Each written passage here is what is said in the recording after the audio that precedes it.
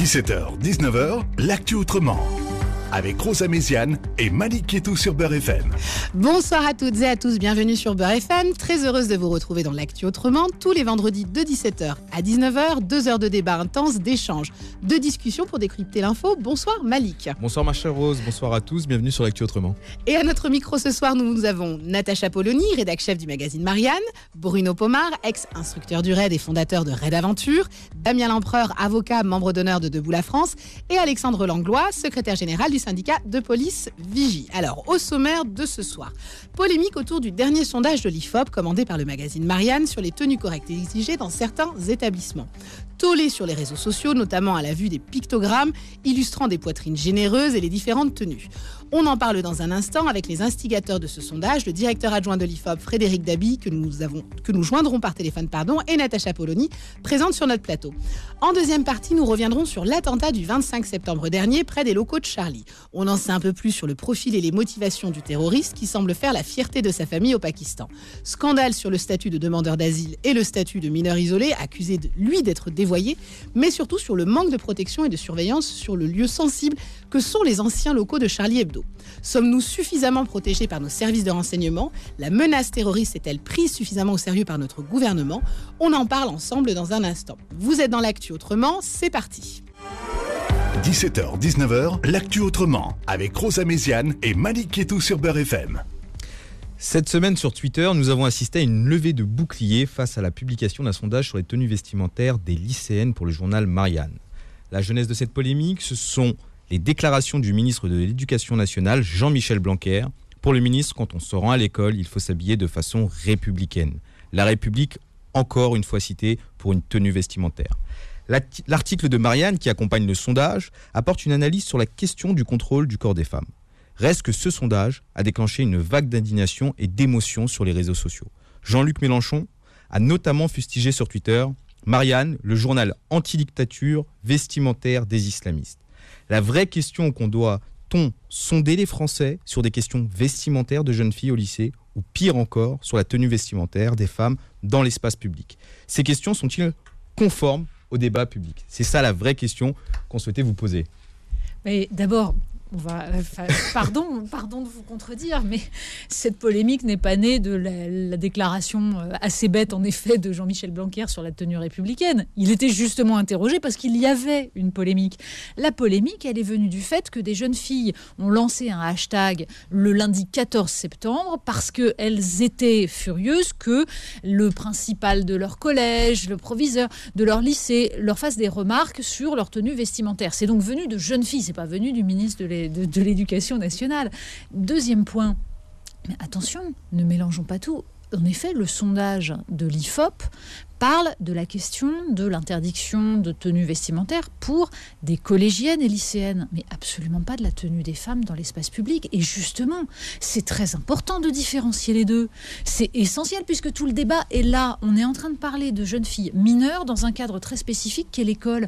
Mais une femme dans la rue, elle s'habille comme elle veut et elle n'a pas à s'expliquer sur la supposée décence de sa tenue. Ça n'a rien à voir. En revanche, dans l'école, puisque c'est un lieu de travail, est-il du rôle des adultes d'apprendre aux jeunes, garçons et filles, qu'il y a des tenues spécifiques pour le travail ? Ici, on est sur un plateau radio, je vois personne en crop top. Pourquoi ?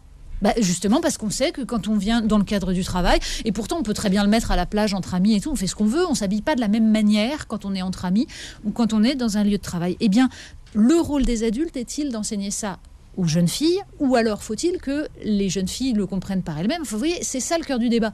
Le débat est-il légitime ou pas ?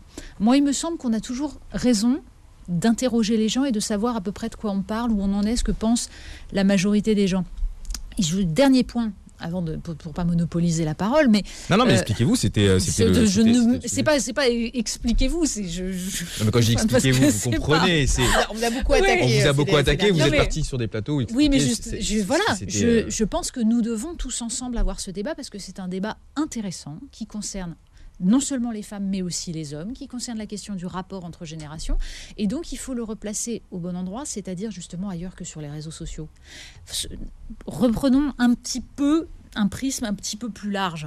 Le Twitter est un réseau social vraiment essentiellement utilisé par des gens qui sont soit journalistes, soit très militants, soit politiques. Oui, c'est vrai. Disons-le clairement, ce n'est absolument pas la photographie de la l'opinion société. publique. Et pourtant, les Donc, médias se basent énormément sur Twitter. mais c'est bien le problème, c'est c'est devenu une bulle.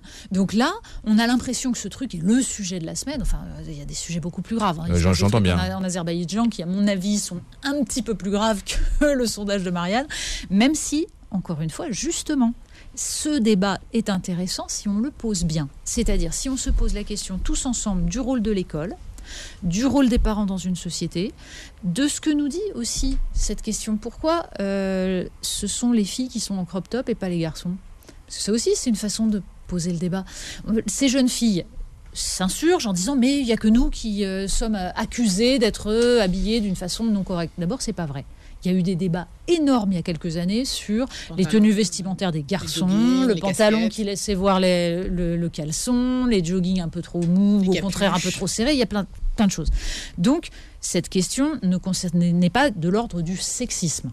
En revanche, moi, je suis féministe. Mais justement, je ne suis pas féministe au sens de toutes ces militantes qui considèrent que le féminisme, c'est de dire à des jeunes filles « Allez-y, faites ce que vous voulez, c'est votre liberté » pour se racheter une sorte de jeunesse. C'est pas ça le féminisme. Le féminisme, c'est de se demander pourquoi la mode actuelle incite des jeunes filles de 14-15 ans à porter des hauts qui laissent voir leur nombril.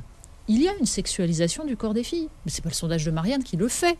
C'est justement l'industrie de la mode. Et ça nécessite de poser la question parce que des jeunes filles qui ont cet âge-là ont-elles bien conscience des pressions sociales autour de leurs vêtements ? Notre rôle d'adulte, me semble-t-il, c'est de nous demander comment on fait en sorte que ces jeunes filles aient le temps de décider par elles-mêmes. Et il me semble que le rôle de l'école, c'est d'être un espace d'apprentissage des libertés et pas un espace d'exercice des libertés, justement parce que ce sont des jeunes filles mineures. Donc voilà, il y a tous ces débats-là qu'on devrait avoir et ça ne se limite pas à des polémiques sur Twitter avec Jean-Luc Mélenchon qui règle ses comptes pour d'autres sujets parce qu'on a un journaliste de Marianne qui sort un livre enquête sur les insoumis et ça ne lui plaît pas du tout. Okay. Bruno Pomar, sur ce sondage, alors je ne sais pas si tu l'as vu, mais globalement, sur les vestimentaires, enfin, tu gères pas mal de jeunes, du coup, avec Red Aventure. Est-ce que tu as le sentiment, justement, qu'on se focalise un peu trop sur les vêtements de ces jeunes filles, puis peut-être plus globalement dans la société ? Il y a une hystérisation dans la société de tous ces sujets. Natacha Polony l'a bien dit, quoi. Il y a des sujets bien plus importants sur lesquels on devrait se pencher, mais encore une fois, sur la tenue des jeunes filles, au même titre d'ailleurs que les garçons, c'est quelque chose qui doit se faire au niveau interne, dans les lycées, dans les collèges, etc., avec le règlement intérieur, tout simplement. Et en même temps, je pense que, encore une fois, il faut arrêter de se fixer sur des sujets comme ça qui me paraissent complètement anodins, très sincèrement. Voilà, c'est une règle, moi, que j'ai et que j'applique au sein de mon association avec les jeunes qui participent. J'en reçois des milliers, moi, par an, avec l'association Jeunes Police, etc. Et je fais un très gros travail sur ce sujet-là. Et on essaie de transmettre, nous, des messages avec l'association sur les comportements, sur la tenue, plus ou moins, mais c'est pas la première de nos préoccupations, pardon. Ce qui est la première de mes préoccupations, c'est les problématiques, et on va en parler peut-être tout à l'heure dans le cadre de l'intervention de Macron, sur ces problématiques d'islamisme, de radicalisation, etc. Et ça c'est un sujet bien plus important que la tenue des jeunes filles. Alors ça sera dans la deuxième partie, on va y revenir sur le discours d'Emmanuel Macron, mais c'est vrai qu'on a voulu parler de ce sujet parce que cette semaine, c'est vrai que beaucoup de discours dissonants sont apparus sur les réseaux, aussi bien dans les médias, et la tenue vestimentaire des femmes est devenue peut-être un sujet que moi je trouve dans les médias trop présent. Est-ce que vous avez une définition, vous, de la tenue républicaine demandée par Michel Blanquer ? Monsieur Langlois. Alors, on n'a pas de définition. Par contre, ce qui est intéressant, c'est qu'on se dit sur ce qu'on peut porter ou pas. Si on voulait vraiment une tenue républicaine, la Troisième République avait fait des uniformes pour tout le monde à l'école. Problème réglé, il n'y avait plus de problème de qui à quoi au niveau de la classe sociale, puis à quoi en fonction d'on est un garçon ou une fille. Tout le monde était pareil. Terminé, il n'y avait plus de problème. Et effectivement, l'école était un lieu d'apprentissage. Tout le monde était uniformisé. Vous aimeriez le retour de l'uniforme ? Alors, attention, précision, il n'y a pas jamais eu l'uniforme, mais la blouse. La blouse, excusez-moi, la blouse. Effectivement, la blouse, et c'est important. De la blouse, par exemple ? Alors, je vais donner un truc très pratique en tant que père de famille. Ce serait pratique, ça évite des fois de laver les vêtements des enfants tous les jours. La blouse, c'est pratique. Donc, il y a un côté pratique pour les parents. Après, c'est un débat de société. La blouse, effectivement, les enfants sont habillés comme ils veulent en dessous, mais au-dessus, tout le monde a la même chose. Donc, moi, à titre personnel, oui. Et en plus, c'est pratique quand on est parents, surtout quand les enfants sont plus petits. Voilà. Et sur la tenue républicaine, non, on ne sait pas. Malheureusement, on a des lois sur ce qui se passe aujourd'hui depuis que M. Macron est président, mais c'était le cas avant aussi. Mais on a eu le harcèlement de rue de Marianne Schiappa, on a eu plein de choses. En fait, on nous donne des choses tellement vides. C'est-à-dire qu'on nous dit, par exemple, conceptuel. Une loi, c'est fait pour être pratico-pratique. C'est ça, c'est possible, c'est pas possible. Dans la loi, on a un regard insistant, par exemple. Mais qu'est-ce que c'est qu'un regard insistant ? Comment le policier sur le terrain va pouvoir déterminer qu'est-ce que c'est ? Donc en fait, on est en train de faire des lois, des choses pour régler des problèmes pour d'éducation, des problèmes d'éducation, des problèmes en fait. sociétals. Et en fait, c'est une habitude de la République française depuis pas que ce gouvernement, mais depuis plusieurs. On fait des lois pénales. En disant on va pénaliser des problèmes de société, des règles, parce qu'en fait on veut pas régler le truc. On fait des choses tellement floues qu'on se dit la police va s'en occuper, on va faire une loi, on va communiquer dessus, faire une loi pénale ça coûte 0, personne vérifie derrière, après ça engorge les tribunaux, ça met du travail en plus pour les policiers et on n'a pas traité le problème de fond. Donc plutôt que d'être dans du blabla et des moulins à vent, en fait qu'on laisse le côté sociétal à l'éducation, aux parents et qu'on laisse les policiers travailler sur le concret, sur les criminels et les délits et qu'on mélange pas les genres parce qu'on est incompétent politiquement. Damien Lempereur, je vais m'adresser à l'avocat, parce qu'on parlait du harcèlement de rue, mais plus globalement, toutes ces règles un petit peu sur la tenue des femmes, ou même plus globalement sur le sexisme, c'est applicable, on peut attaquer, enfin, qu'est-ce que vous en pensez ? Non, M. Langlois vient de l'expliquer, c'est difficilement applicable, mais avant j'aimerais revenir sur ce qui a été dit, parce que j'étais tout à fait d'accord avec Natacha Polony, et c'est vrai que ça reste un sujet accessoire par rapport au sujet de la condition de la femme. Ça peut même devenir un sujet de diversion, puisque c'est un peu ce que vous soulignez, Malik, quand on parle de ça, on ne parle pas des choses plus importantes. Natacha Polony a parlé du Haut-Karabakh, de l'Azerbaïdjan, de la guerre à distance entre la Russie et la Turquie, et de tous ces enjeux qui semblent plus importants. Mais, en réalité, derrière ce sujet, il y a quelque chose de très important et qui n'a pas vraiment été abordé là sur votre antenne pour l'instant. C'est que oui, l'école est un lieu particulier, sanctuarisé, où on doit appliquer des règles différentes, comme au travail, etc. Moi aussi, je trouve que l'uniforme, enfin la blouse, c'est une bonne façon de résoudre les inégalités sociales et beaucoup de problèmes. Mais ce polémique intervient dans un contexte qui me semble très particulier. C'est qu'aujourd'hui, au moment où on parle, vous avez des auditrices qui vous écoutent, qui vivent dans certains quartiers, dans certaines campagnes aussi, et qui tout simplement ne peuvent plus s'habiller comme elles veulent. Et il me semble que dans l'histoire de notre pays, dans l'histoire récente, disons, ça faisait quand même un moment que, de façon aussi commune et aussi prégnante, moi je suis marié, donc je vois comment ma femme réagit quand elle doit prendre les transports, ou j'ai une sœur.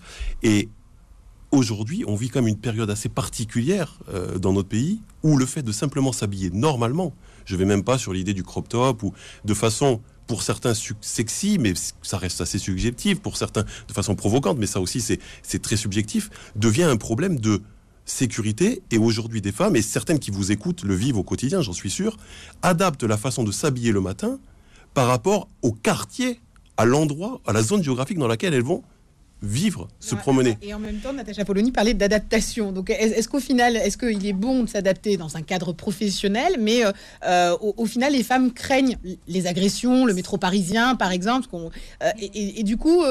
instinctivement, on est obligé de s'adapter pour éviter d'être des proies. C'est justement pour ça qu'il faut faire très attention à ce dont on parle, c'est-à-dire que c'est pas la même chose de parler de la tenue de collégiennes et lycéennes dans les classes, à l'école, au moment où elles sont là pour apprendre, et de parler de la tenue des femmes dans la rue, où là, en effet, je vous rejoins, il y a un problème énorme, qui est un problème actuellement, j'allais dire, de resserrement vis-à-vis des femmes, c'est-à-dire qu'il n'y a pas les libertés qui, normalement, devraient être garantie pour l'ensemble des femmes sur le territoire.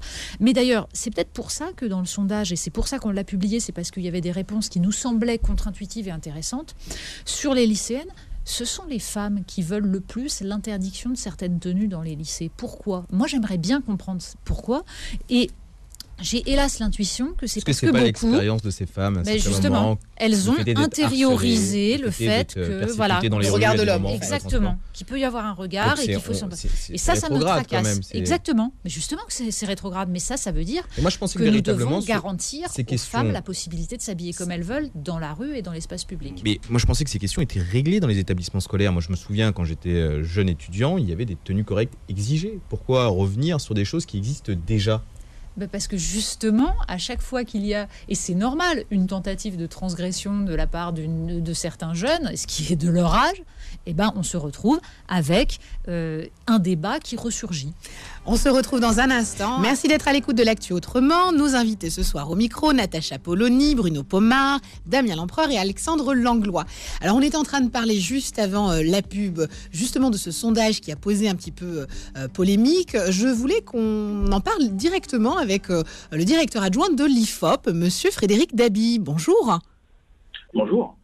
Alors, on a vu, alors surtout ce qui a fait polémique au-delà de la teneur du contenu en fait de ce sondage, et d'ailleurs on y a prêté peu d'attention, mais on s'est un peu focalisé sur les pictogrammes qui illustraient en fait des poitrines assez généreuses sur les réseaux sociaux, puisque ces pictogrammes-là, je rappelle, n'ont pas été montrés aux personnes sondées, mais elles ont illustré les différents posts sur vos réseaux sociaux. Je voulais, sur ma première question, savoir pourquoi les avoir illustrés de cette façon. Parce qu'on parle de jeunes filles et pour le coup, les poitrines n'étaient pas des poitrines de jeunes filles de 15 ans parfois. Hein.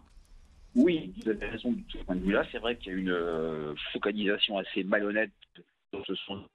Pas sur les questions, non pas sur la problématique, non pas sur le contexte. Un sondage a été fait dans le cadre du mouvement du 14 septembre, du mouvement Balance ton bahut, dans le cadre des déclarations de Jean-Michel Blanquer. Il y a une focalisation sur ces pictos qui étaient effectivement pas complètement adaptés à la cible. On utilise pour toutes les études genre, sexualité, de l'IFOP ce type de pictogrammes. En tout cas, vous avez dit et vous avez tout dit, ces pictogrammes n'ont pas été proposés aux personnes interrogées qui ont réagi dans le contexte que je viens de décrire à toute une série de tenues pouvant être portées ou pas par les lycéennes dans le lycée.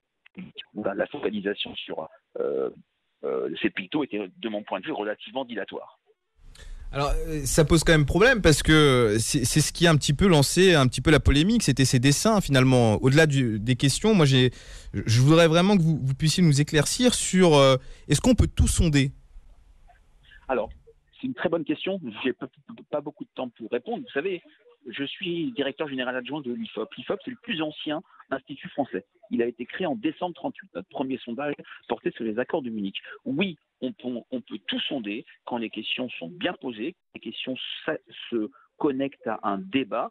La fonction d'un sondage, ce n'est pas promouvoir une position, approuver tel ou tel sujet, c'est mesurer les opinions, les attitudes, les comportements des Français sur des sujets politiques, économiques, sociétaux. Voilà, on a fait une mauvaise polémique à ce sondage. D'ailleurs, vous l'avez peut-être dit, je crois que Mme Polony est sur le plateau. Quand le sondage a été publié sur notre site et sur le site de Marianne, il n'y a eu aucune polémique. C'est quand Twitter s'en est emparé 4 jours après qu'il y a eu cette mauvaise polémique avec des personnes qui n'ont, et pardon de le dire de manière un peu triviale, n'ont rien compris à ce qu'était un sondage, à ce qu'était la fonction d'un sondage, même si, comme je l'ai dit à Rose Améziane, il y a eu une erreur sur les pictos.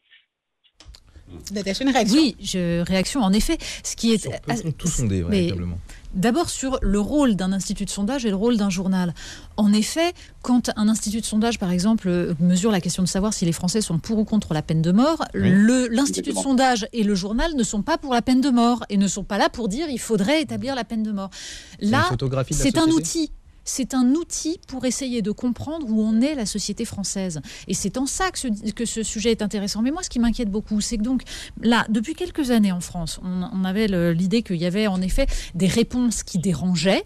Maintenant, on s'aperçoit qu'il y a même des questions qui dérangent. C'est-à-dire qu'on n'a plus le droit de poser la question. C'est pas bien. Ce qu'on voit sur Twitter, là, c'est des militants qui nous disent ces questions-là ne doivent pas être posées. Mais au nom de quoi ? Dans la mesure où il y a cette polémique qui est née et où des gens ont une vision. De toute façon, c'est pas nous qui l'inventons. Les Français pensent quelque chose de cela. Est-ce que c'est pas la nature des questions qui pouvait parfois gêner, ou la vue de certaines questions, comme par exemple lorsqu'on rentre dans le détail des no-bras ou du téton apparent? Est-ce que peut-être justement d'être aussi précis, c'est pas ce qui gêne peut-être certains lecteurs? Sauf que tout l'intérêt de ce sondage, et c'est en ça que l'IFOP a fait un travail qui était assez fin, c'était justement d'essayer de comprendre où se situe cette notion de tenue correcte chez les gens. En fait. Oui, presque de pudeur, c'est-à-dire, ou en tout cas, rappelons encore une fois qu'il s'agit de à l'école. Oui. Qu'est-ce qui est approprié à l'école? Et ce qui est intéressant, c'est justement de voir que les gens n'ont pas forcément les mêmes notions. Par exemple, les personnes de plus de 65 ans, qui sont ceux qui sont les plus enclins à interdire, par exemple, le crop top, la mini-jupe, ça leur pose aucun problème. Et là, vous vous souvenez que c'est la génération qui a prôné la mini-jupe à l'école. On est dans les années 68, on s'aperçoit que tout ça est en fait très subjectif, mais c'est intéressant de comprendre ça. Justement, c'est le but. Quelque chose à ajouter, Frédéric? Sur ce qu'a dit Natacha, c'est vrai que ce qui était très intéressant dans ce sondage, et sur beaucoup de sondages, dès qu'on touche à la question des jeunes, ce sont les fractures générationnelles. Et c'est vrai qu'au-delà de telle ou telle polémique que je trouve complètement déplacée, puisque nous pouvons tout poser quand les questions sont bien faites, il est intéressant de regarder à travers un sondage qui peut paraître anecdotique, les fractures françaises, notamment des fractures générationnelles qu'on voit sur beaucoup de sujets. Très bien, merci beaucoup Frédéric. Très belle soirée. à bientôt. Merci, à bientôt. Damien Lempereur, j'ai une question. Est-ce qu'on essaye de censurer la société sur des questions sociétales qui ne posaient pas problème dans les années 70 aujourd'hui, qui font des tollés sur les réseaux? Est-ce que finalement on n'essaie pas de cloisonner les échanges alors entre là, intellectuels, philosophes? Pour le coup, le débat se déplace un peu, mais on arrive sur quelque chose d'extrêmement important. Il y a quelque chose d'assez terrifiant, et c'est ce que relevait Natacha Polony, c'est que certaines personnes, alors là, vous parlez des réseaux sociaux, mais on le constate aussi dans la vraie vie, dans le monde réel, considèrent que certains sujets sont interdits. Et de venir questionner le fait qu'un journal, un institut de sondage puisse poser une question parce que, pour une raison X ou Y, ça ne leur convient pas, et venir avec un aplomb incroyable nous expliquer que ceci n'est pas autorisé, n'est pas normal. On écoutait sur France Inter récemment ce philosophe nous expliquer que voilà, il y avait certains sujets qui étaient par définition, par nature pure et juste, et que toute pensée divergente, finalement, il assumait la censure. Il a assumé. Oui, il disait qu'il fallait avoir une censure de gauche. Oui, mais en réalité, lui, il assumait la censure. Moi, j'ai trouvé ça très intéressant parce qu'il a verbalisé quelque chose qui existe. C'est-à-dire que nous, qui sommes souvent invités sur les plateaux télé, on voit bien qu'il y a certains sujets qui, même quand c'est pas assumé, sont interdits ou posent problème. Je parlais, c'est pour ça que j'ai mis tout à l'heure sur la table le sujet du fondamentalisme, en fait, qui parfois interdit à certaines femmes de se comporter normalement. C'est bien d'aborder les sujets importants, les sujets tabous, et sur Beurre FM aujourd'hui, on va le faire, et c'est très bien, parce que c'est en parlant des sujets qu'on arrive à voir déjà qui a raison, qui a tort, qui se sert de ces sujets pour faire du populisme, qui essaye d'apporter des solutions, et surtout, quelles sont les solutions. Et je pense que cette période-là qu'on est en train de vivre, parce que je suis un éternel optimisme, où finalement, comme vous avez expliqué, la censure finalement devient de plus en plus assumée. On arrive un peu au bout d'un système où finalement les gens vont réaliser que c'est tellement inacceptable et tellement grossier que de prôner la censure, que je pense qu'on va passer à une autre étape, qui est celle d'un débat, et j'espère, et grâce à vous et d'autres journalistes et d'autres participants dans la société civile, là vous en avez plusieurs autour du plateau, qu'on va réussir enfin, et ça rejoint le discours du président de la République aujourd'hui, peut-être à aborder certains sujets qui depuis 20-30 ans étaient interdits. Merci, enfin. Bruno, on est dans une société intolérante. Oui, et sectaire, finalement. Oui, je pense qu'on l'a vu avec l'émergence à travers l'affaire Traoré déjà. Tous ces mouvements indigénistes et compagnie, on les voit apparaître, disparaître. D'ailleurs, Traoré, on n'en parle plus, mais vous voyez, on est dans l'intolérance dans tout, et on veut brider tout. Indigénistes, anti-négrophobie, les affaires sur les tenues, etc. On est en train de vouloir tout interdire ou tout réglementer. Mais est-ce qu'on n'est pas dans une société où tout le monde s'accuse aussi? C'est-à-dire que dès que vous avez aussi une idée, à un moment donné, on vous assimile très souvent ou un raciste ou un salafiste, peu importe votre positionnement. Donc, est-ce qu'on n'est pas dans une société ou un flic facho, bien sûr, mais est-ce qu'on ne cherche pas à mettre la société dans des camps ou dans des cases? Est-ce que c'est pas le mal de notre société aujourd'hui? On déconstruit la société, on est en train de le faire. Et puis les politiques sont forts là-dessus. Je pense à la France insoumise quand même. C'est un véritable danger politique, la France insoumise, pour notre démocratie. C'est clair. Sur cette société intolérante, le problème, la société, c'est ce qu'on constate, c'est que les gens jugent plutôt les gens sur des étiquettes plutôt que sur le contenu et les paroles. Donc c'est déjà, les gens s'arrêtent sur des étiquettes, on dit il y a telle étiquette, on va pas vous parler parce qu'il y a ça, parce qu'il y a ci. Mais parlons du débat, c'est malheureusement ça qui bloque beaucoup de choses, c'est que les gens ne se parlent plus. Et c'est valable sur plein de sujets. La dernière chose qu'on a pu voir sur on refuse de débattre, par exemple, j'étais allé voir le film de David Dufresne, Un pays qui se tient sage. À la fin, il y a marqué le ministre de l'Intérieur a refusé de répondre à des questions, le directeur général de la police a refusé de répondre à des questions, d'autres directeurs ont eu ordre de ne pas répondre aux questions. Mais c'est-à-dire que c'était le moment de faire un débat. Au contraire, tout le monde veut refuser le débat parce que telle personne pense ça, donc je ne vais pas aller débattre. Mais s'il n'y a pas le débat, on ne va jamais trouver des solutions. Chacun va faire sa guerre de tranchées. On ne va pas se parler. Nous, dans la police, malheureusement, qui vivons sur le terrain, on se retrouve avec des guerres de tranchées. Heureusement qu'il y a des associations qui essayent de rapprocher les liens. Mais tous ces discours politiques, ces discours de prise de position médiatique, sur le terrain, en fait, c'est pas ce qu'on vit. On aimerait bien que les gens discutent, parlent, et c'est plus possible. Est-ce qu'on politise tout ? On politise tout, mais surtout on s'arrête à des étiquettes, on s'arrête pas au contenu, on s'arrête à la forme et pas au fond. Et du coup, on n'est plus sur du débat de fond, on est sur de la polémique, sur des monologues de chacun, personne s'écoute parler. Et au final, nous, policiers sur le terrain, on s'en rend compte parce qu'on est au plus près de la population. Quand tout a été abandonné, il n'y a plus que nous sur le terrain. Et malheureusement, même nous avons des complications parce qu'il y a des prises d'opposition médiatiques et politiques qui n'ont rien à voir avec ce qu'on vit et rien à voir avec ce que vivent les gens. Et c'est insupportable, ce manque de dialogue. Les ministres, les politiques vous rendent difficile votre métier de policier ? Évidemment. Le politique, très clairement, et depuis des années, en fait, on leur dit ils veulent de la communication, ils veulent des statistiques, ils veulent des belles choses. Laissez-nous faire notre travail sur le terrain. On veut assurer la tranquillité, on veut dialoguer avec les gens. Aujourd'hui, on n'a plus de dialogue avec avec la population, mais c'est pas propre à la police, c'est propre à toute à la société. C'est très malheureux parce que c'est dans le dialogue que naît l'apaisement, c'est dans le dialogue que naît la compréhension. Et alors que là, on est dans des prises de position, des monologues, et on arrive à de la violence, on arrive à des prises de position extrêmes, et c'est normalement pas le but d'une république comme la France. Je pense qu'on a un problème avec la question du débat démocratique et derrière la question même de la démocratie. C'est-à-dire que vous évoquiez en fait c'est le retour de cette vieille question stalinienne, d'où parles-tu camarade ? C'est-à-dire tu es invalidé en fonction de l'endroit où tu te situes. Mais on va encore plus loin puisque le phénomène qu'on voit à travers la polémique donc autour de ce sondage, c'est l'idée que seuls les gens immédiatement concernés auraient le droit de donner leur avis sur une question. Là en l'occurrence, ce qu'on a reproché, ce que certains ont reproché à ce sondage, c'est le fait qu'on interrogeait des adultes sur la tenue vestimentaire des jeunes. Alors c'est oublier déjà que les adultes sont responsables des jeunes mineurs, mais c'est surtout au nom de quoi interdirait-on cela ? L'idée, c'était de dire elles veulent s'habiller comme elles veulent, donc terminer, fin du débat. Or ça, c'est une tendance, l'idée des personnes concernées, les seules à pouvoir parler, c'est une tendance qu'on voit surgir et qui est en train de détruire le débat démocratique. C'est l'idée même de ces débats en non-mixité, c'est-à-dire on va se réunir entre gens concernés par le même problème, on exclut les autres et comme ça on se sent tellement mieux. Nous sommes tous citoyens, nous avons tous quelque chose à voir ensemble. Nous avons un destin commun et le principe de la République, la res publica, c'est-à-dire la chose commune, c'est le fait que tout ce qui se passe dans l'espace public nous concerne tous et que notre rôle de citoyen, c'est justement d'en discuter, de nous en mêler. Oui, mais Natacha Polony, quand ce discours vient des plus hautes instances de notre pays, je vais prendre un exemple sur ce que vous venez de dire. Quand le président de la République, lors du plan banlieue, avait expliqué que ça venait de deux mâles blancs. Sous-entendu, il avait écarté automatiquement. Le fait est qu'on soit blanc, on ne peut pas parler de quartier populaire. C'est déjà assez dramatique de tenir ce genre de discours. Et puis ça affirme la position. On doit parler du racisme que si on est noir ou arabe. Oui. On doit parler de féminisme que si on est des femmes.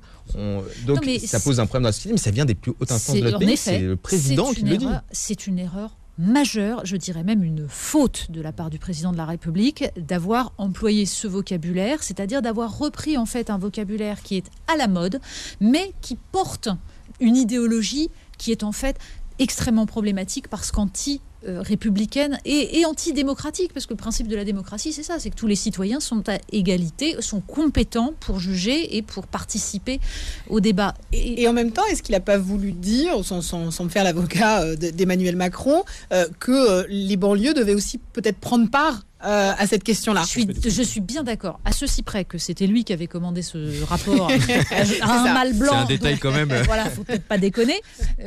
Donc ça s'appelle de la com et une façon d'enterrer un rapport en humiliant le mec qui l'a fait.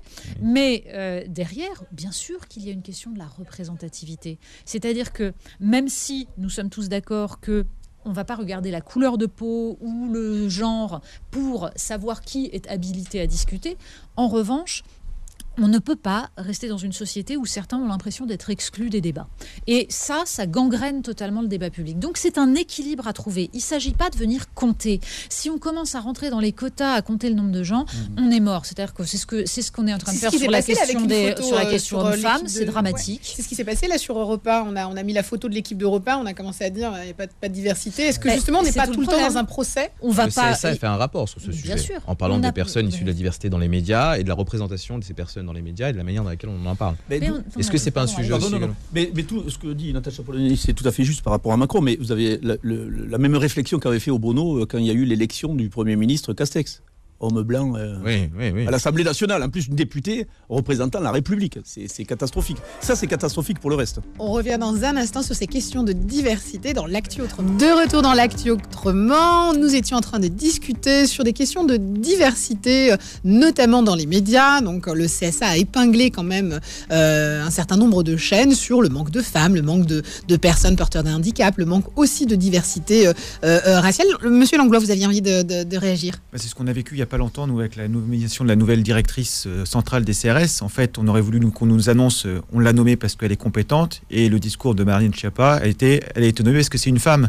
En fait, c'est inadmissible. En fait, le quota positif pour dire on a mis telle personne parce qu'elle fait dans telle catégorie, ça humilie la personne si elle devait être compétente. Si elle n'est pas compétente, c'est encore humiliant pour les gens qui vont. Donc la discrimination positive quelque part, c'est un problème. Mais c'est engendré par l'État. C'est-à-dire qu'on aurait préféré qu'ils nous disent on a nommé telle personne parce qu'elle est compétente, pas parce que c'est une femme. Et c'est partout pareil. C'est toute cette question de on rabaisse les gens à une catégorie, à un secteur, plutôt de se dire on leur dit on les a pris parce qu'ils sont bons, quoi, tout simplement.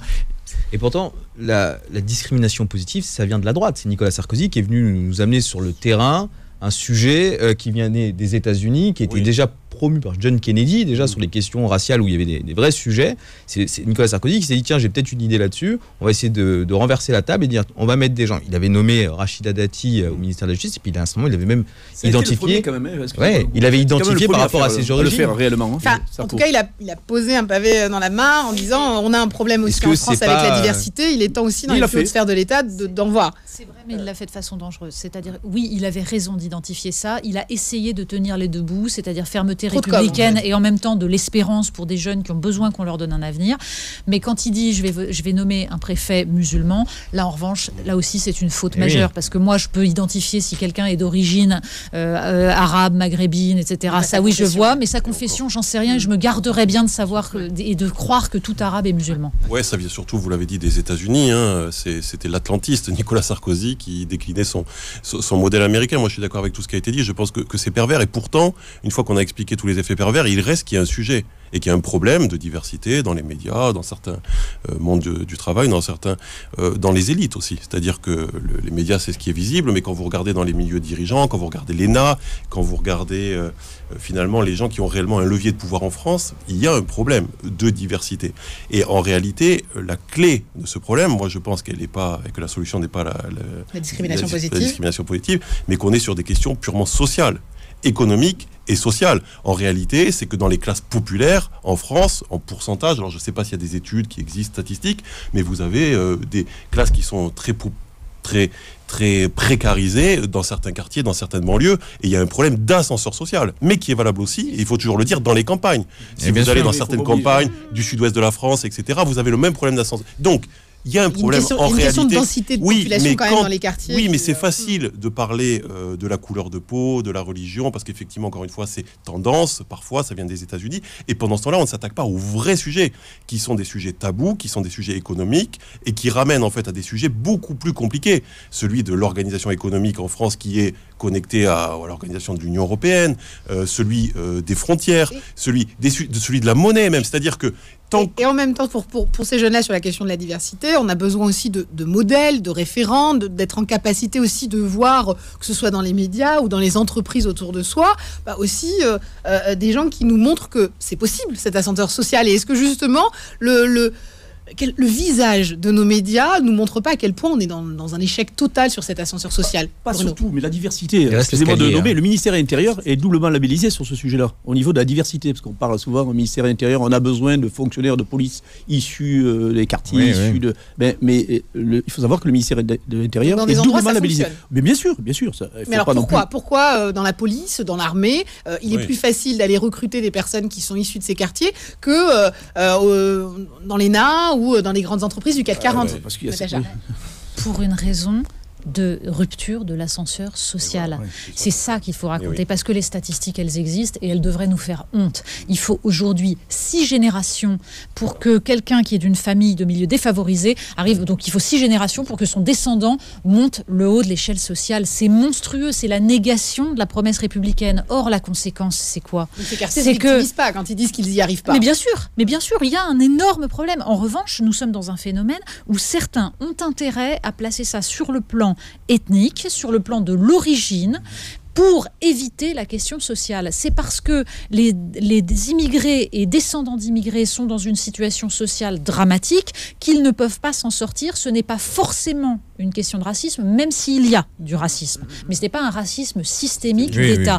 Et donc la conséquence, c'est quoi? C'est que la police, l'armée sont parmi les rares institutions où on peut réussir sans avoir forcément de diplôme élevé. Donc les jeunes de milieux défavorisés peuvent avoir une véritable réussite dans ces domaines-là. C'est-à-dire comme les prérequis sont très bas, on a la capacité de rentrer, de faire sa place. Mais notre problème, c'est comment on fait pour tenir la promesse de l'école républicaine, c'est-à-dire le fait qu'un enfant, quel que soit son milieu social, ait des chances d'arriver dans les écoles qui vont donner les diplômes, qui vont permettre justement de faire l'ENA. Vous savez que la proportion d'enfants de milieux défavorisés dans les 3 plus grandes écoles françaises, c'est-à-dire ENA, Polytechnique et Normal Sup, c'était 14% en 1960, c'est 5%, voire moins aujourd'hui, c'est honteux.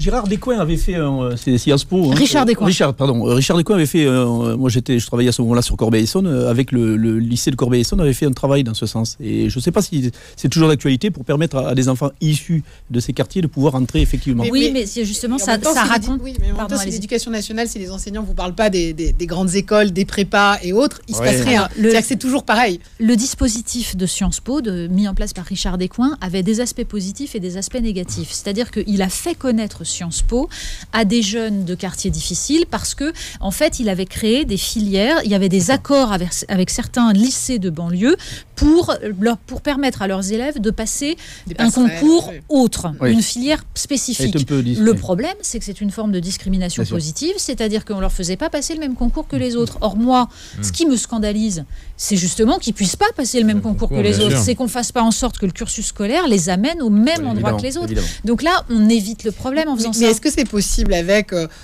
aujourd'hui nos écoles et pour le coup, moi, j'y suis né, j'en viens. C'est pareil pour toi, Malik. Enfin, on m'a jamais parlé de prépa, on m'a jamais parlé de grandes écoles. Je les ai découverts quand en n'étant pas mauvais élèves. Donc, est-ce qu'au final, aujourd'hui, on est en capacité non seulement de transmettre une instruction de qualité. Moi, j'ai mis des doutes, clairement, dans certaines écoles, parce qu'on ne remplace pas les enseignants, parce qu'on n'a pas toujours des bons enseignants aussi. Il faut savoir le dire, et que il n'y a pas une culture de l'excellence aussi dans ces établissements. Il y a plusieurs problèmes.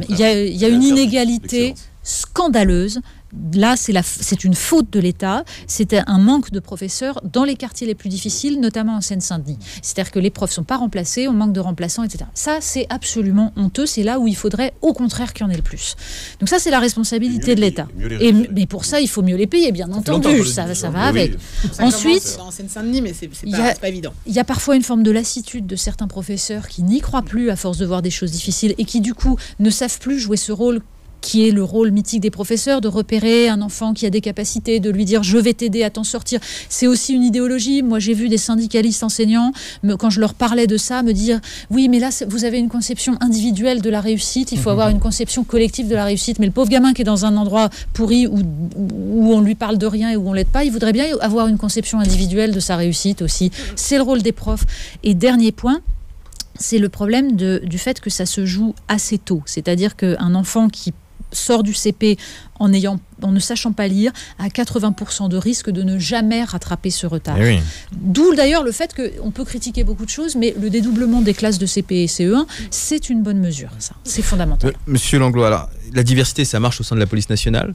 Est-ce qu'on a parlé tout à l'heure de salaire aussi? Est-ce qu'il faut mieux payer les policiers qui travaillent dans les quartiers difficiles?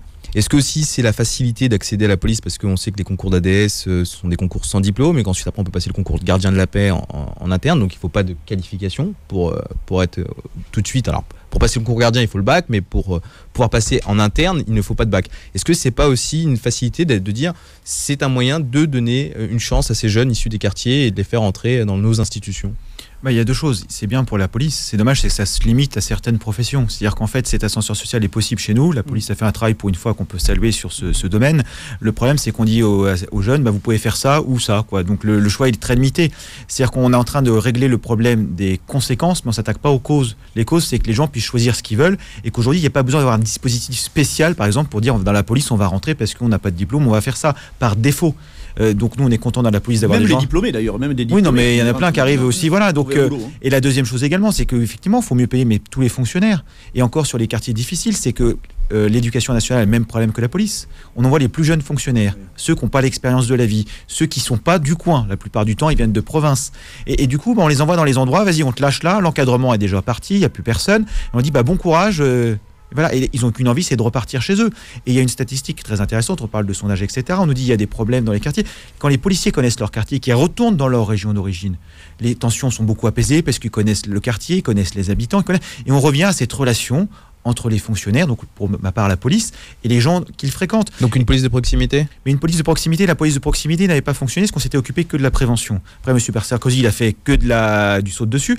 Et en fait, la police, c'est 3 volets, en fait. C'est prévention, intervention et sanction. C'est-à-dire qu'il y a la chaîne pénale qui doit être au bout aussi. Et en fait, si chacun raisonne que sur un morceau, on est sur de la communication, mais on règle rien du tout. Le continuum de sécurité, d'ailleurs, sur lequel a travaillé Fauvergue et Toureau, le fameux livre 1, le sujet s'attelle là-dessus. C'est-à-dire qu'il ne faut pas qu'il y ait juste le côté police, répression, justice, et qu'il y ait un côté de prévention et éducation qui est essentiel. Mais enfin, ça fait 15 ans moi, que je répète la même chose, je fais que ça, j'ai l'impression de parler dans le vide, quoi, en permanence. Sur le compte. On revient dans un instant après de retour dans l'Actu Autrement avec nos invités, Natacha Polony, Bruno Pomar, Damien Lempereur et Alexandre Langlois. Nous parlions juste avant de la diversité, des difficultés sociales dans les quartiers populaires. Je voudrais qu'on revienne sur l'attentat qu'on a eu à la Machette vendredi dernier, perpétré par un jeune Pakistanais arrivé en France il y a 3 ans, sous le statut de mineur isolé. On a appris depuis qu'il avait menti sur son âge. Il avait souhaité, selon ses dires, venger le prophète après la republication des caricatures des dessins de Charlie Hebdo dans le cadre du procès des attentats de 2015. Alors, moi, ma question va être très rapide.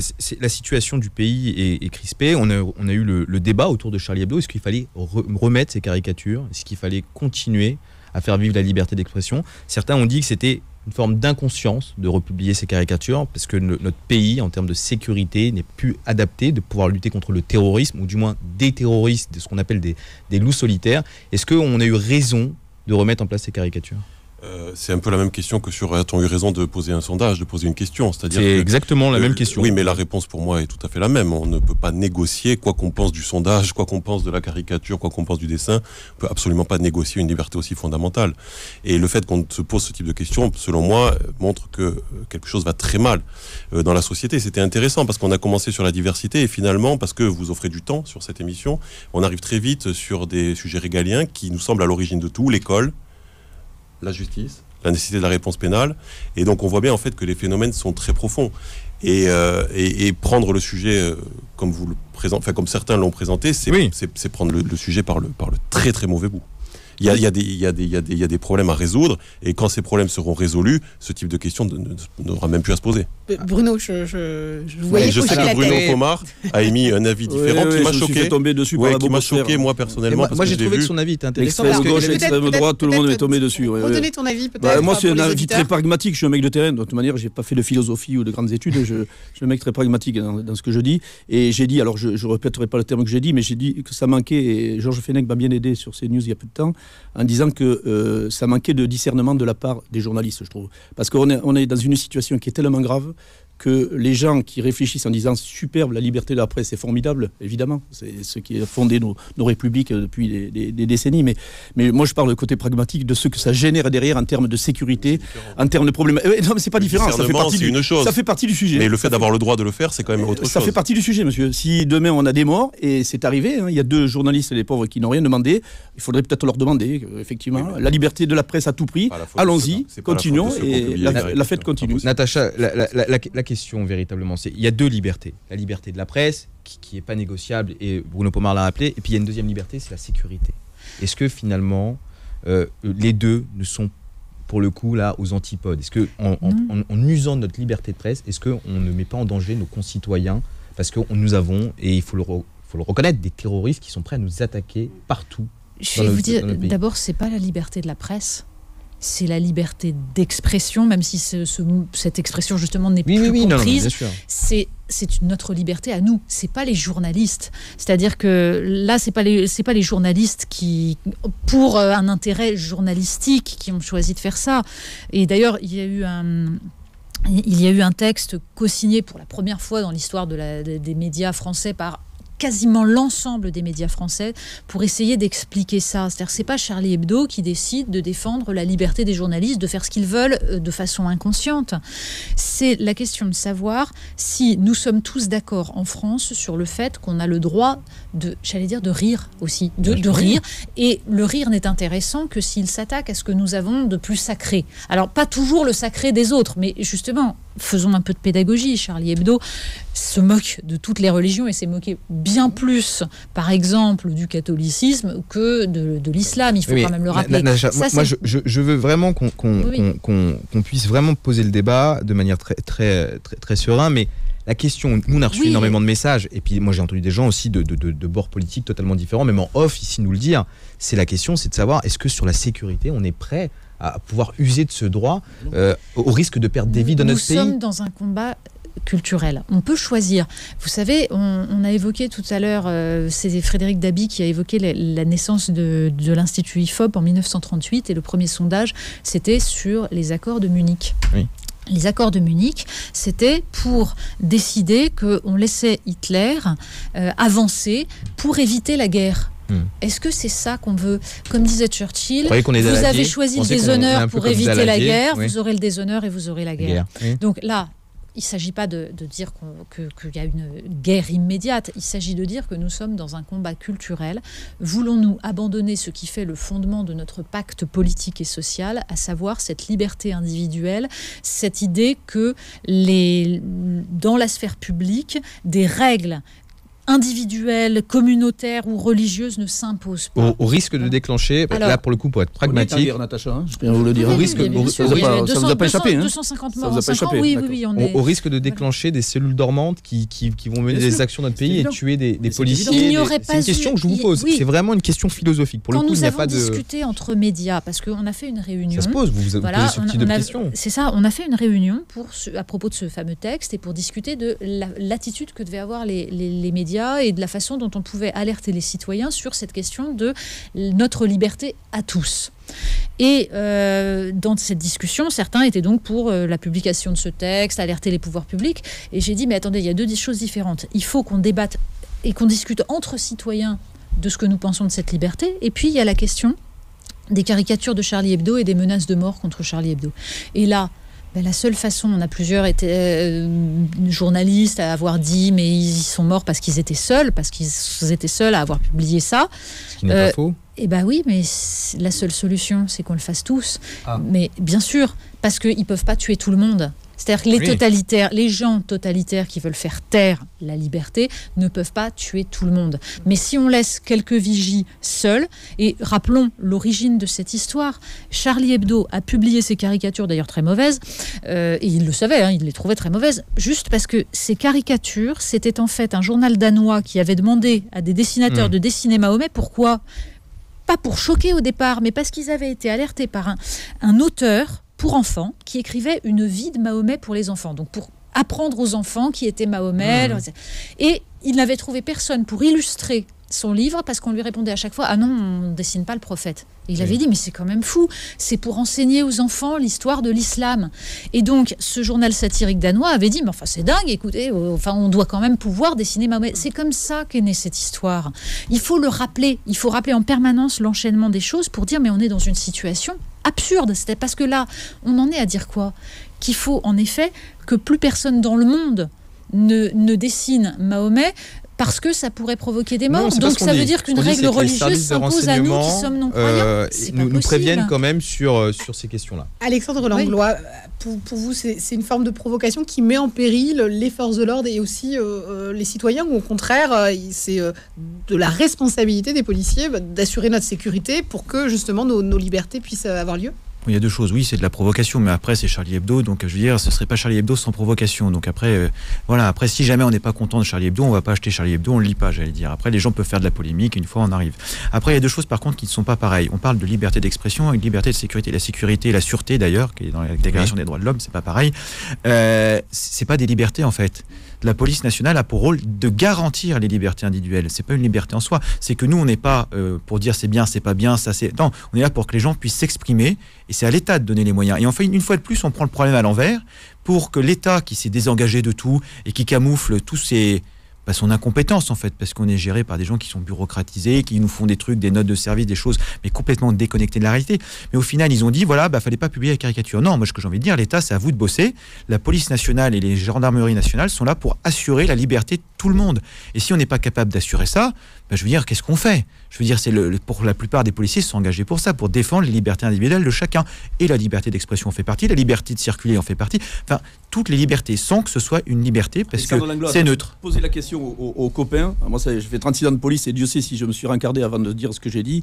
Je peux vous dire que ça ne les amuse pas du tout, les policiers. Quand on sait qu'il y en a 600 policiers du SDLP, 600, ce qu'on n'a jamais vu depuis les années Mitterrand, moi j'étais dans ces services, 600 policiers qui assurent la sécurité de VIP, donc de journalistes, journalistes, dès qu'il y en a un qui dit quelque chose de travers, on le protège. C'est intenable. C'est intenable. Donc il faut arrêter de dire l'État, etc. Une fois de plus, c'est beau ça, c'est bien. La bobosphère parisien, c'est formidable. Sur le terrain, c'est pas la même chose du tout. Il faut arrêter de délirer. On va reprendre la chose différemment. C'est que pourquoi on doit faire des protections particulières des gens ? Parce qu'on n'est pas capable d'assurer la protection générale de la population. Ah non, mais il faut prendre les choses. Non, c'est un raccourci. Et après, le SDLP, pour avoir des collègues qui sont là-bas, ils font des heures à gogo et on met des VIP. Est-ce que tous les VIP sont nécessaires à être protégés ? Non, il y en a, c'est par convenance et par complaisance, parce que voilà. C'est-à-dire beaucoup de journalistes. Non, mais c'est-à-dire, c'est par convenance. On a vu, si c'est la liberté, ça, d'accord. Continuons. Non, après, il y a eu, par exemple, on va prendre l'exemple, il y avait des femmes de ministres ou d'anciens ministres qui sont protégées, il y a des choses comme ça. En fait, le SDLP, il se recentre sur ses vraies missions de protéger les personnes en danger plutôt que les personnes qui veulent avoir un garde du corps parce que ça fait bien. Ça, c'est une minorité, il ne faut pas faire une généralité de ça. La deuxième chose, le service est organisé avec, il a été désorganisé par l'ancien chef de service. Il y a plein de choses qui sont à revoir aussi au niveau du service. Après, sur le reste, on ne peut pas être d'accord forcément, mais la sécurité, il y en a plein qui ne sont pas assurés par le SDLP. Les missions, les renseignements territoriaux font des renforts aussi. Les collègues gardent des bâtiments, etc., où il y a des personnalités. Donc, mais une fois de plus, quand on garde des micros endroits, c'est qu'il y a un problème de sécurité générale. Il n'y aurait pas besoin de déployer autant de monde. Et alors, comment on fait pour qu'il y ait une sécurité générale ? C'est quoi ? C'est encore une fois plus de moyens, plus de policiers ? Non, il y a une solution qui est simple. Plus de renseignements ? Non, je la maintiens. Moi, j'ai discuté avec Jean-Michel Fauvergue il y a encore peu de temps. C'est que dans le fameux continuum de la sécurité dont on parle tant, qu'on commence à faire adhérer dans le système, alors il y a le CNAPS qui est là, etc., des dispositifs de sociétés de sécurité privées qui assurent tout un tas de tâches indues que la police ne devrait pas faire. Vous allez voir, par exemple, il y a peu de temps, je suis dans le 9e devant une synagogue fermée, un policier avec un G36 en train de protéger la synagogue fermée, j'ajoute.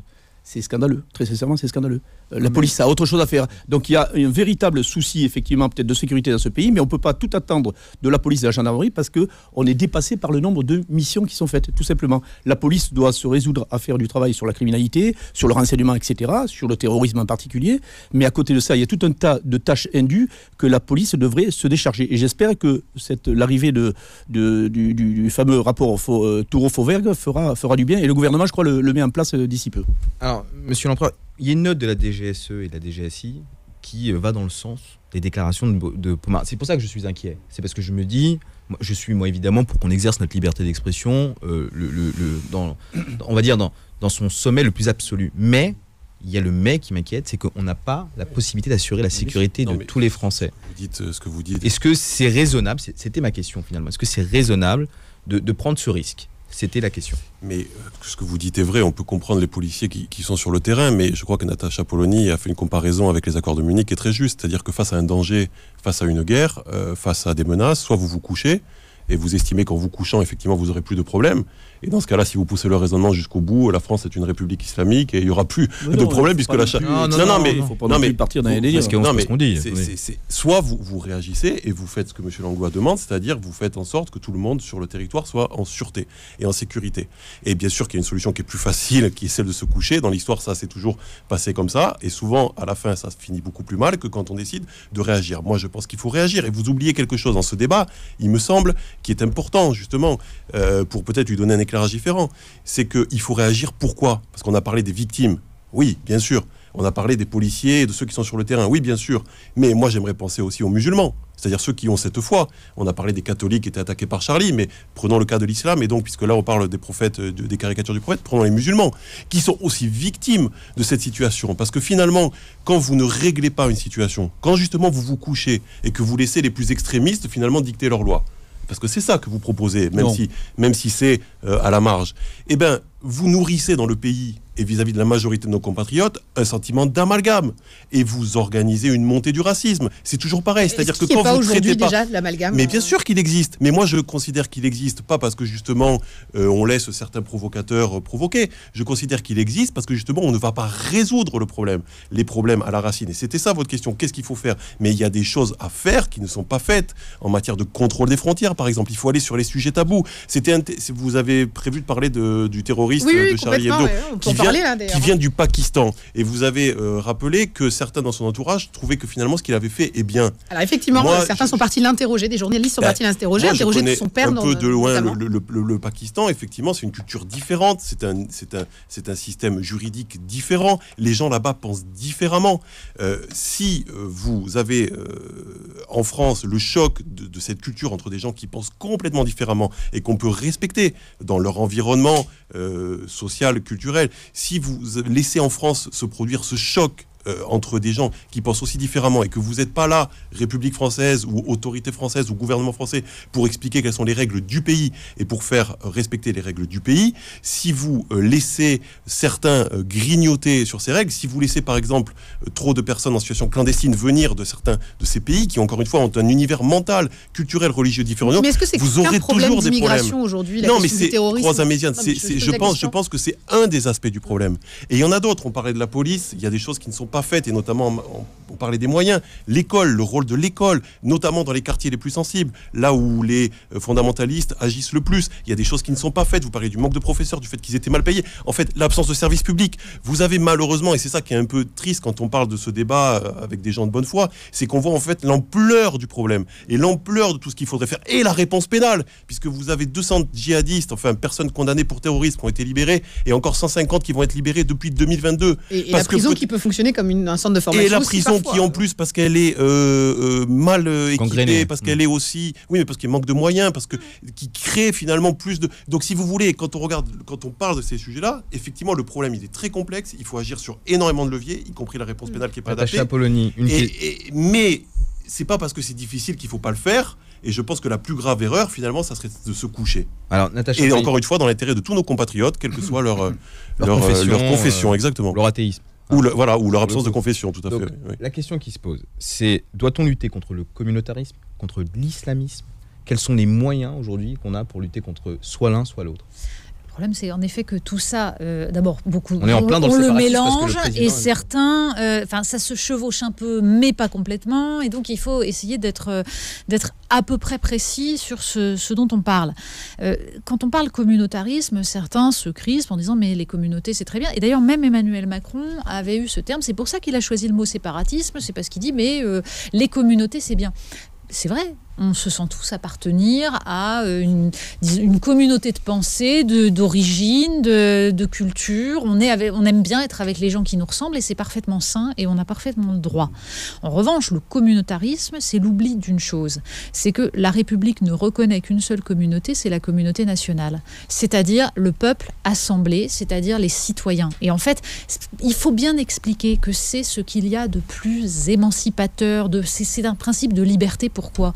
Parce que ça veut dire que dans la République, nous sommes là en tant qu'individus, et si un jour nous voulons échapper à nos origines, au déterminisme que nous connaissons, si nous voulons changer de religion, si nous voulons ne plus être ce qu'on croit que nous sommes, eh bien nous avons le droit. Donc c'est ça que dit la République. Mais philosophiquement, on l'entend pleinement, mais là, quand on voit l'ampleur des difficultés, et c'est ce que rappelait Damien Lempereur, est-ce que réellement la France, aujourd'hui, a les moyens de s'attaquer aux racines du mal, c'est-à-dire ramener plus de policiers là où il en faut, changer aussi notre système judiciaire, être en capacité d'avoir plus d'enseignants pour améliorer aussi l'éducation et la prévention dans ces territoires. Enfin, honnêtement, à nous entendre, et on a chacun une part de vérité, mais il faut combien pour résoudre tous ces problèmes ? Alors, il y a des questions économiques et des questions politiques et des questions culturelles. Mais évidemment, la difficulté, c'est que tout ça se mêle.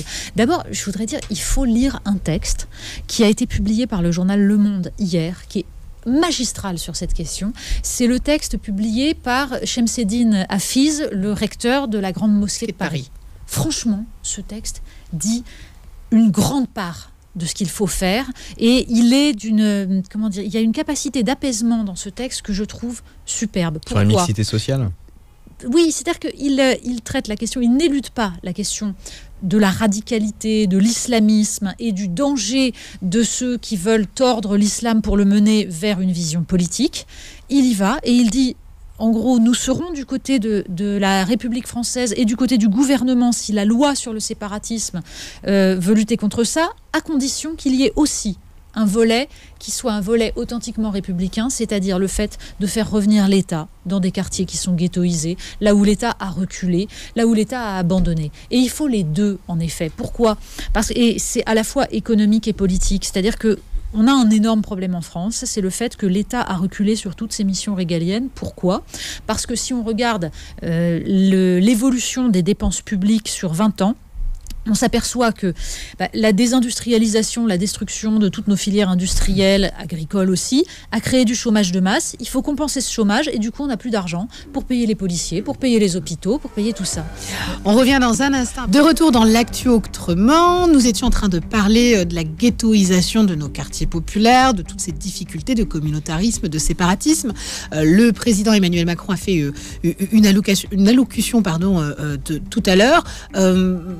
Bruno Pomar, je ne sais pas si vous avez pu entendre. Oui, c'était très intéressant. Ça va dans le bon je pense sens. C'est la première fois que j'entends un président de la République être autant engagé sur ces sujets-là, parce que c'est un véritable sujet de société.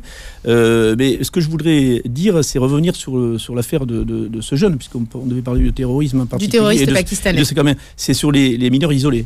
L'excellent article qu'il y a sur Marianne le démontre bien. C'est que c'est une vraie problématique pour notre société. C'est-à-dire, on a déjà les problèmes de banlieue qui existent de ces quartiers, et on a en plus ce problème de mineurs qu'on est incapable de gérer très sincèrement. Moi je le vois, puisque je suis élu du rural, les départements sont complètement dépassés par cette problématique. Et donc lorsqu'on parle d'éducation, de prendre en charge ces gamins, alors je veux bien entendre notre ami avocat dire il faut toujours plus de policiers, plus de ci, plus de ça, plus de moyens, mais je pense qu'on a atteint le haut du panier là, et que pour s'en sortir ça va être très compliqué. Si on n'a pas les moyens, fermer les frontières, fermer les frontières, mais ça veut dire quoi, fermer les frontières ? Les gens arrivent, passent comme ils veulent. On ne va pas faire des barrières, on ne va pas faire le mur de Chine. Est-ce qu'il faut les accompagner, les mineurs ? Est-ce qu'il faut essayer de collaborer avec les pays, les nations ou les mineurs ? Il y a un travail qui est fait dans ce sens déjà. Et les renvoyer. Il y a un travail qui est fait dans ce sens, tout à fait. Et également pour les délinquants récidivistes, tout au moins étrangers. C'est Darmanin qui a sorti ça il y a peu de temps, me semble-t-il, de renvoyer ces gens-là dans leur pays. Ce qui est déjà le cadre de la loi. À condition qu'on sache d'où ils viennent. Donc voilà, je pense que le chantier est énorme et actuellement la politique n'est pas capable d'y répondre, très sincèrement. Si on veut parler de la question précise du traitement des mineurs isolés qui arrivent sur le territoire français, il y a un problème déjà de définition. C'est-à-dire qu'on voit bien avec ce jeune homme que c'est pas un gamin, justement. Oui, bien sûr. C'est bien le problème, c'est que en fait, la France veut appliquer des principes, et des principes qui sont essentiels, qui relèvent de l'ensemble de l'histoire politique de l'Europe, c'est-à-dire le droit d'asile qui doit être inconditionnel et l'accueil de mineurs qui doit être aussi quelque chose que nous devons maintenir parce que protéger l'enfance en danger est quelque chose de fondamental. En revanche, il ne faut pas être non plus idiot.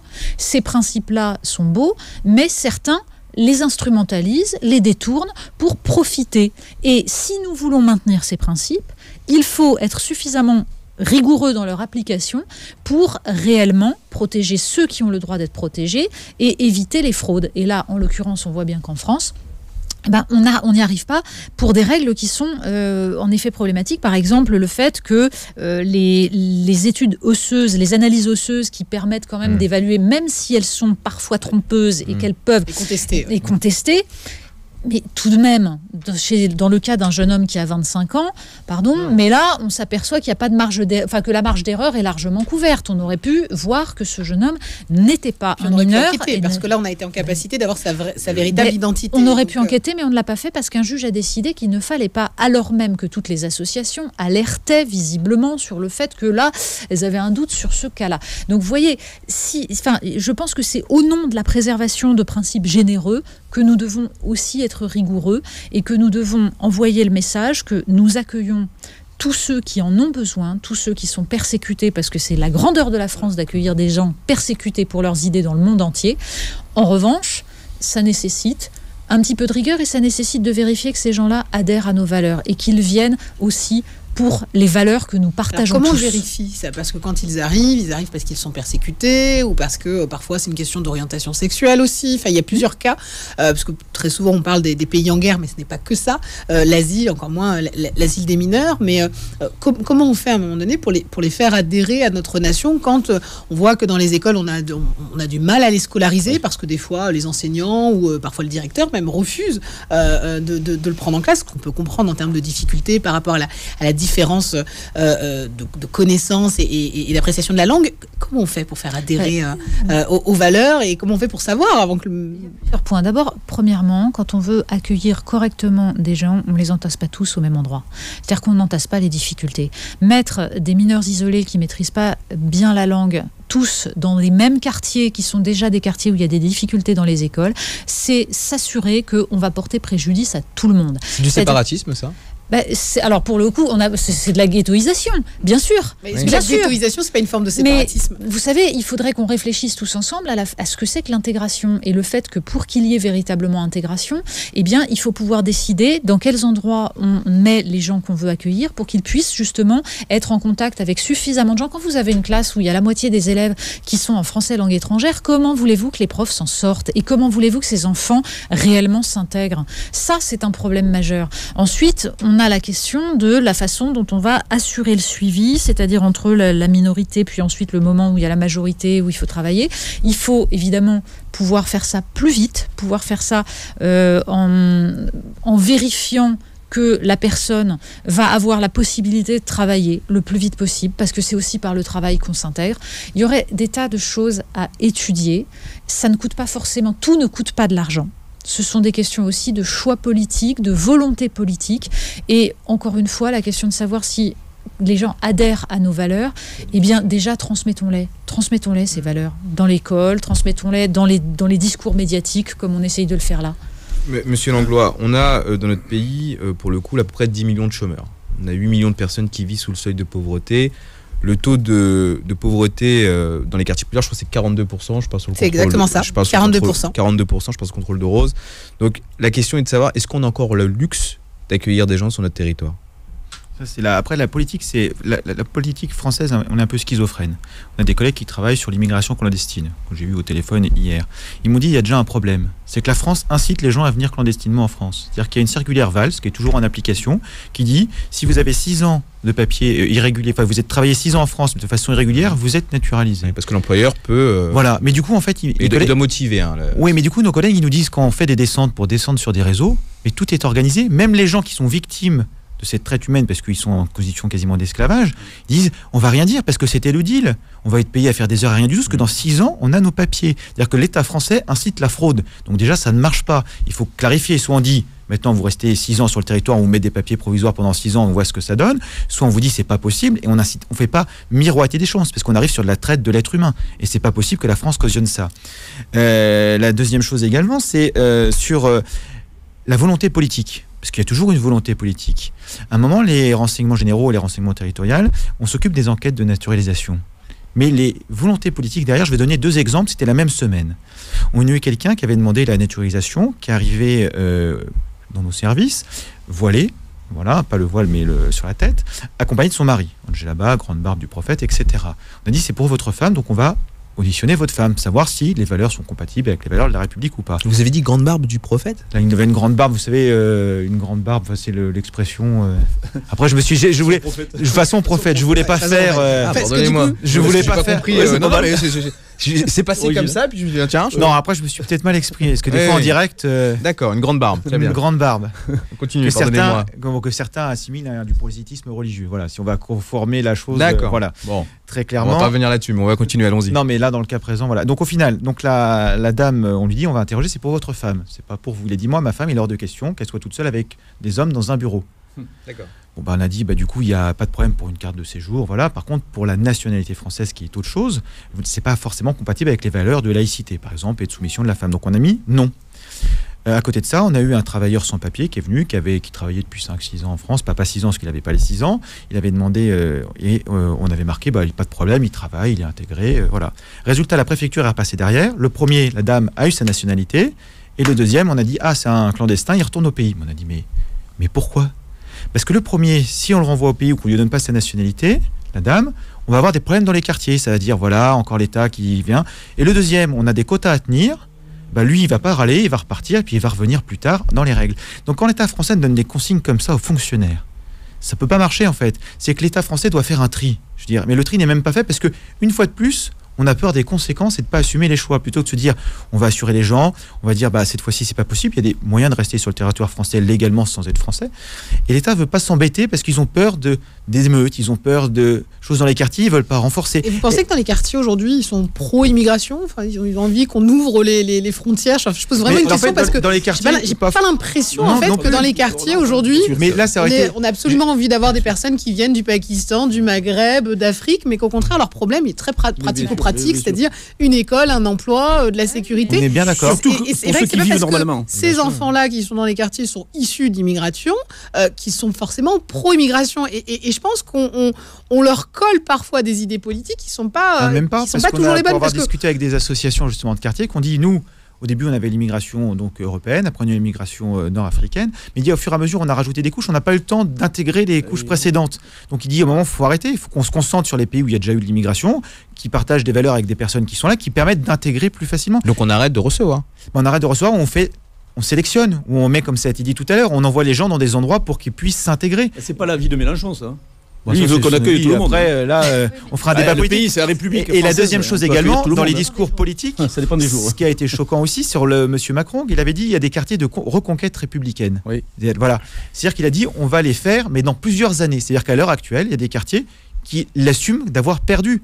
Mais c'est inadmissible, on dit pas, on envoie tout de suite, on dit pas tiens ce quartier-là, on va faire de la reconquête républicaine dans quelques années. On a laissé, parce que moi j'ai l'impression que la République, a laissé faire. On a laissé faire. Elle a dit au revoir en fait dans ces quartiers. On l'a laissé faire. Tout le monde fait croire qu'elle a été chassée, mais la République est partie. Elle n'est pas présente. On l'a laissé sous la coupe des mairies, on n'a plus de commissariat, on n'a plus d'écoles dignes de ce nom quand elles sont pas en préfabriquées. Les associations qui n'existent plus. On n'a plus de commerce, des vrais beaux commerces de proximité. Enfin, comment voulez-vous que la République prenne sens? Mais ça, c'est une déconnexion d'image. Je repense à M. Collomb qui était allé à Toulouse au Mirail quand il était encore ministre de l'Intérieur. Il avait dit à une dame qui était là dans le quartier, il y a encore les vidéos, Madame, faites attention que vos enfants ne tombent pas dans la délinquance. La réponse de la dame a été, mais donnez-leur du travail. On a 40% de chômage, réglons le problème social. Vous aurez déjà réglé une partie de la délinquance. Il n'y en aura plus que ceux qui veulent vraiment tomber dedans. Et ceux-là qu'on pourra sanctionner. Il y a quand même un effet pervers dans ces quartiers. Moi, pour côtoyer plein de maires et pour en avoir côtoyé un particulièrement sur Corbeil-Essonnes qui s'appelle Serge Dassault pendant 8 ans, je peux vous assurer que dans certains quartiers, et encore actuellement, avec les dernières élections, je pourrais donner quelques noms même d'élus si j'étais en forme, mais je ne le ferai pas, sur le clientélisme aussi. Donc vous voyez, c'est un système pervers qui existe dans tout un tas de grandes communes comme ça, qui est catastrophique pour l'équilibre. Mais bien sûr, on finance les mouvements salafistes, les associations de frères musulmans, etc. C'est une cata. Et actuellement, encore, c'est-à-dire les dernières élections municipales ont été... Alors, Damien Lempereur, une question très rapide. De pratique. Gérard Collomb, il avait raison, ça va se terminer en face à face. C'est le risque. C'est le risque. Et moi, j'aime bien quand Alexandre Langlois ramène le sujet économique, parce que c'est vrai que il ne faut pas être naïf. En général, quand des choses qui posent problème de façon aussi objective perdurent, c'est qu'il y a des intérêts. Et je pense que certains ont intérêt, à avoir une main-d'œuvre en quantité pas chère, et que effectivement l'État est un peu schizophrène parfois, puisque d'une certaine manière il veut tenir un discours de fermeté, mais de l'autre côté rien n'est fait finalement pour empêcher certaines dérives. Et il ne faut pas oublier que c'est finalement de l'esclavage, une forme moderne d'esclavage. C'est qui profite en réalité de ce désastre? Quels sont les seuls à profiter? Parce que Roséane Améziane, vous avez raison, c'est pas dans les quartiers finalement où on veut plus d'immigration, parce qu'on voit les problèmes concrets. Ceux qui en profitent, ce sont les mafias, ce sont les passeurs, ce sont ceux qui aujourd'hui, ce sont des criminels en fait, qui profitent du trafic des êtres humains. C'est aussi peut-être l'économie. Mais l'intérêt de la France serait d'assumer, je pense, d'assumer une position que moi je considère comme humaniste, c'est de dire que nous avons des problèmes à traiter, nous avons des compatriotes et des étrangers en situation régulière qui sont en grande difficulté, qu'il faut les aider, et que pour l'instant nous n'avons pas la capacité. Malheureusement, peut-être que dans 50 ans, 60 ans, 70 ans, nous serons en capacité d'accueillir plus de monde. Aujourd'hui, ce n'est pas le cas. Il faut avoir ce courage, mais surtout, pour le faire passer auprès du plus grand nombre de Français, expliquer que c'est une forme d'humanisme, vis-à-vis de ceux qui sont là aujourd'hui et qui souffrent aujourd'hui. On s'occupe déjà de nos étrangers avant d'en accueillir de nouveaux. C'est-à-dire qu'il faut se poser la question de savoir pourquoi quelqu'un est capable de risquer sa vie en Méditerranée, de risquer la vie de ses enfants pour venir chez nous. Parce qu'on ne le fait pas par plaisir.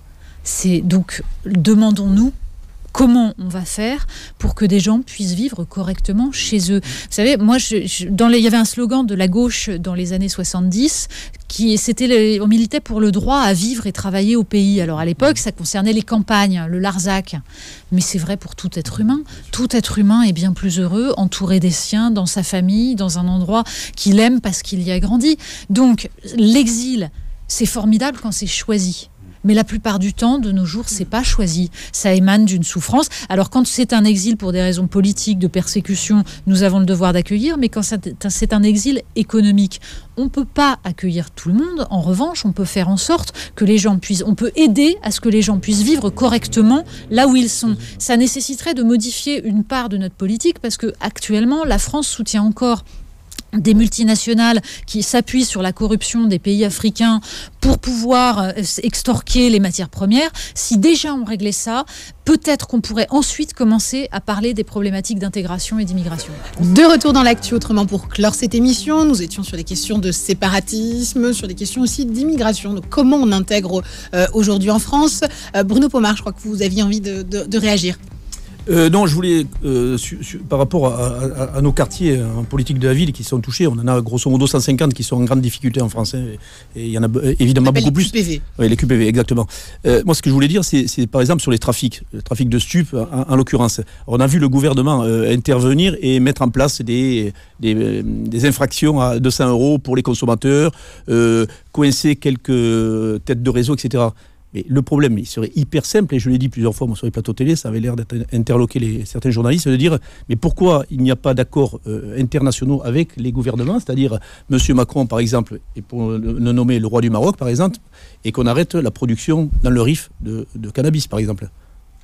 Voilà, ça c'est la question. Parce que tout ce qui part du Maroc et qui vient par Go Fast, etc., par bateau, etc., c'est une quantité considérable qui crée une véritable économie. On laisse faire. On va foutre des PV à 200 € au pauvre tocard qui est en train de fumer un pétard. Et à côté de ça, on sait d'où vient le cannabis. C'est-à-dire, qu'est-ce qu'on fait ? J'ai une question quand même, Natacha. Au-delà du fait que, évidemment, on a tous ici parlé de budget, de moyens. Certains accusent le président de la République, parce que cette loi va sortir peut-être en 2021, presque 6 mois avant l'élection présidentielle. Donc certains accusent le président de la République d'essayer de créer une dualité avec Marine Le Pen sur ce sujet, pour essayer d'écarter un peu de politique. Non, mais qu'il y ait des arrière-pensées politiciennes sur les calendriers, ça, on est bien d'accord, et on voit le retour des sujets régaliens maintenant, alors que Emmanuel Macron est mis en difficulté, d'ailleurs, à la fois à cause de sa politique et à cause du coronavirus, sur les questions économiques. Donc oui, bien sûr, on ne va pas être naïf. En revanche, il était quand même nécessaire qu'il y ait une clarification sur ces sujets, qu'Emmanuel Macron prenne la parole, parce que ce sont des sujets dont on ne peut pas faire abstraction. Et pour le coup, je vais vous dire, pour une fois, il y a des mesures qui sont des mesures majeures dans le discours d'Emmanuel Macron. Franchement, décider que ce n'est plus l'instruction qui est obligatoire, mais l'école qui est obligatoire en France, mais c'est énorme, c'est totalement énorme. Il faut d'ailleurs que ça va créer du débat, parce que c'est très intéressant comme vision des choses.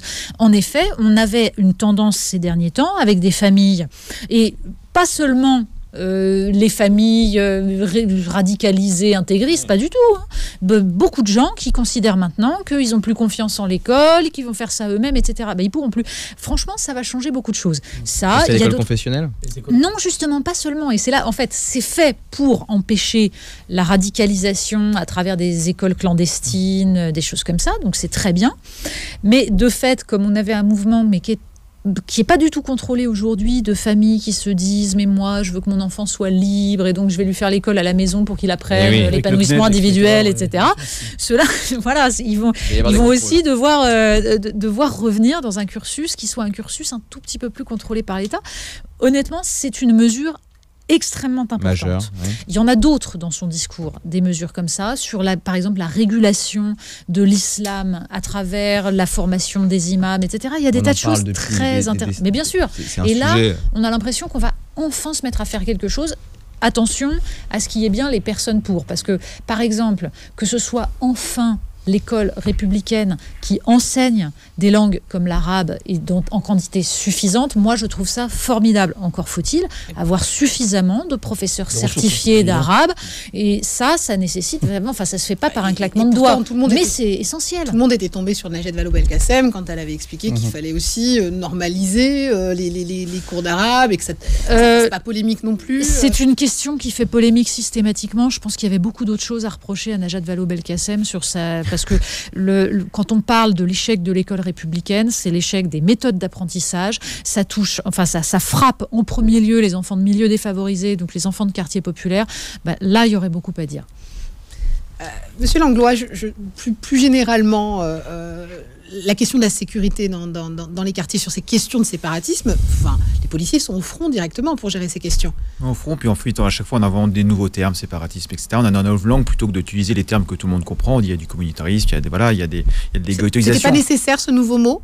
C'est qu'on n'assume pas ce qu'on veut faire, c'est qu'on essaye de mettre des mots pour adoucir. Non, il faut aller au fond du problème. Si on veut aller au fond du problème, il faut mettre les bons mots aux bons endroits. Sinon, on est sur de la communication. Alors, c'est quoi les bons mots ? Là, il y a de la ghettoisation, il y a de la misère sociale, il y a du communautarisme dans le mauvais sens du terme. Donc il y a tout ça. Mais là, il y a de l'islamisme aussi ? Mais l'islamisme, ça, c'est aussi un autre débat. C'est qu'effectivement, c'est ce que disaient des vieilles notes DRG. Ils ont dit que les quartiers populaires ont été abandonnés depuis des années. Ils disaient avant, c'était le Parti communiste qui les tenait. Bon, on arrivait encore à faire quelque chose parce qu'ils avaient encore une idée de ce que c'était la République. Ils ont dit maintenant, les quartiers populaires, on les a laissés à certains secteurs radicalisés de l'islam. Et une fois de plus, nous, on avait demandé au niveau du syndicat, en disant toutes les religions ont des fois des dérives sectaires. Pourquoi, sur l'islam, il ne serait pas possible de caractériser les dérives sectaires ? Parce que la plupart des gens qui ont commis des attentats en France au nom de l'islam, quand on regarde, c'est tout le faisceau d'indices qui est utilisé dans une secte. On coupe les gens de leur famille, on leur dit qu'il faut penser comme ça, on prend votre argent. Donc, en fait, pourquoi il y a des choses légales qui existent déjà, pourquoi on ne le fait pas ? Et ça permet d'éviter les amalgames. Et par exemple, pour les policiers, ce qui est bien au niveau des renseignements, mais même les policiers de terrain, parce que c'est ça, en fait, ça ne coûte rien, ça. D'avoir du contact avec la population, c'est la première source d'information et de renseignement de l'État. Les policiers au contact de la population et les divers services publics, d'ailleurs. Avant, ils nous disaient, on va vous dire ça, parce qu'en fait, on ne veut pas de ces gens qui sont en train de faire dériver notre religion. On ne veut pas de ces dérives. On veut vivre tranquillement. On va vous donner les informations. Aujourd'hui, avec l'amalgame, ça coupe l'information. Avec ce côté que répression sans prévention, on a tout ce côté, ce volet où les gens nous disaient, là, on a un doute, là, il y a quelque chose, venez vérifier. Et on vérifiait et on rassurait les gens. On disait, là, ce que vous avez vu, c'est ça, c'est quelqu'un qui vit plus intensément sa religion, mais il n'y a pas de danger. Et à l'inverse, quand il y avait un réel problème, on était informés. Ça, on le fait plus. Ça, aujourd'hui, on est plus capable de qualifier. Moi, dans le rural, non. Ouais, Moi, je vois les élus, on est plus appelés par les gens du village et des villages environnants. Dès qu'il y a une voiture qui ne va pas, c'est tout bête. Donc là, on a détérioré notre renseignement. On a complètement détérioré la première ligne de renseignement, qui est les services publics au contact de la population, qui ont confiance dans leurs services publics. C'est pas Nicolas Sarkozy, ça encore ? Il a fait la politique du chiffre, il a enlevé la prévention. Il a retiré les RG pour faire autre chose, mais après le renseignement territorial aujourd'hui, ça fonctionne pas. On essaye de le faire, mais même de toute façon, la brigade de quartier, sa police secours, c'est les gens qui sont au quotidien à circuler. Moi, j'étais allé faire un débat dans un quartier dans le 93. Ils m'ont dit, on était dehors. La chose qui m'a plus choqué, la personne m'a dit, un monsieur de 50 ans, c'est qu'on n'a pas vu un de vos collègues depuis 3 heures qu'on est là. Il a dit, moi, quand j'étais jeune, on voyait les policiers patrouiller, on les connaissait. Et quand on les connaissait, c'était pas la même chose. Nous, on veut vivre en sécurité dans notre quartier, on veut pouvoir se déplacer, on veut pas être aux mains des réseaux. Et je reviens sur le trafic de cannabis et les trafics divers et variés. Pourquoi on a verbalisé le consommateur final ? Déjà, pour ceux qui sera solvable, parce que déjà, certains ne seront pas solvables. Parce qu'on n'est plus capable d'aller l'arrêter. Mais même pas. On a des collègues qui, il y a 2 ans, je crois, 2-3 ans, ils ont démantelé tout un trafic dans une cité du 93. Ils ont eu les félicitations tout de suite, on leur dit bravo. Le mois d'après, on leur a dit, oh là, vous faites plus jamais ça. Parce qu'ils avaient le préfet sur le dos, ils avaient les bailleurs sociaux, ils ont dit, les gens ne payent plus leur loyer. En fait, l'économie du quartier était basée sur le trafic de stupes. Donc ils ont dit, on va pas déstabiliser le quartier. Et en même temps, est-ce que c'est pas un fantasme ? Parce qu'il y a eu des études qui expliquent qu'au final, sur une cité, comme par exemple, là, il y avait eu le cas de Toulouse, au Mirail, qu'on était sur 200 familles qui réellement vivaient du trafic de drogue. Il n'empêche que là, il y a 15 000 habitants. Alors je suis d'accord, ça suffit pour mettre du bazar, mais est-ce que ça suffit à dire que c'est l'unique économie dans ces quartiers ? Nos collègues qui avaient fait leur travail se sont pris une réprimande parce que les loyers des bailleurs sociaux n'étaient pas payés. Et c'est les autorités de l'État qui leur ont dit, vous nous faites de la boulette de shit, c'est bien, c'est parce que ça fait du chiffre, ça a fait résolu tout de suite, et on n'a pas à résoudre le problème économique. Et c'est d'autant plus flagrant depuis qu'on a mis dans le PIB les trafics de stupes. Donc je veux dire, à partir de là, donc où va-t-on ? Donc en fait, effectivement, si on va à la racine du mal, c'est possible, mais sans aller à la racine du mal, qu'on laisse les policiers faire leur travail. Et je pense que pour la sécurité de la population et la tranquillité publique, c'est pas celui qui fume son joint qui va gêner les gens. Il va peut-être les incommoder par l'odeur, à ce moment-là on le disperse, etc. On lui dit de le fumer chez lui. Mais ce qui va incommoder les gens, c'est le trafic, le réseau qui empêche le quartier de vivre, qui va contrôler les points d'accès, qui va en plus engrainer les plus jeunes. En disant, plutôt que d'aller à l'école ou au collège, on va te filer 80 € pour faire le guetteur. Comme ça, l'État a l'impression de faire quelque chose vis-à-vis de la population et des médias, et puis en même temps, on rentre du pognon. Il va falloir qu'on revienne pour avoir un débat encore de 2 heures sur les différentes solutions pour régler les trafics. Est-ce que, et je vous demande, vous connaissez mieux le sujet que moi, mais est-ce que non pas une dépénalisation, mais une légalisation du cannabis ne permettrait pas de créer des filières d'État qui pourraient être contrôlées, donner du travail, faire rentrer des impôts, qui permettraient une vraie prévention, parce que pour l'instant on ne fait pas de prévention parce qu'on considère que c'est illégal, donc on n'enseigne pas aux gamins à quel point c'est dangereux, ça peut provoquer des schizophrénies. Enfin voilà, il y aurait des tas de choses à dire. Je me pose la question de la légalisation, je n'ai pas de certitude. De la dépénalisation du cannabis. On va décharger la justice de tout ce qui est le cannabis, la petite boulette attrapée par le fonctionnaire de police. Est-ce que ça va faciliter le métier de la justice ? C'est un sujet très compliqué, on pourrait passer 2 heures, Natacha Polony l'a dit. Peut-être faire une spéciale trafic de c'est une bonne idée. Mais merci Natacha. Je pense que comme souvent des idées qui paraissent bonnes ont des effets pervers. Je pense qu'il y a beaucoup d'effets pervers. Il y a un effet cliquet, donc on va légaliser le cannabis, mais ensuite vous avez une drogue un peu plus problématique, un peu plus dangereuse. Vous aurez et donc en fait c'est sans fin. En revanche, c'est très intéressant d'écouter les policiers à vos micros. Je pense que, et pour conclure, en tout cas en ce qui me concerne, je pense qu'il y a un enseignement à tirer de ce débat, c'est que ça serait bien qu'on entende plus dans les médias des gens qui connaissent vraiment le terrain, qui savent vraiment ce dont ils parlent. Et on a une classe politique aujourd'hui qui est très très déconnectée. Il y a des raisons, il y a un système politique, il va falloir réformer très vite. L'émission touche à sa fin. Merci à nos invités de ce soir, Natacha Polony, rédac chef du magazine Marianne, Bruno Pomar, ex-instructeur du RAID et fondateur de RAID Aventure, Damien Lempereur, avocat, et Alexandre Langlois, secrétaire général du syndicat de police Vigie. Vous pouvez retrouver en podcast cette émission sur le site beurrefm.net. À la semaine prochaine, vendredi, même heure, même fréquence, l'actu autrement, 17h sur Beurre FM. Retrouvez l'actu autrement tous les vendredis de 17h à 19h et en podcast sur beurrefm.net et l'appli Beurre FM.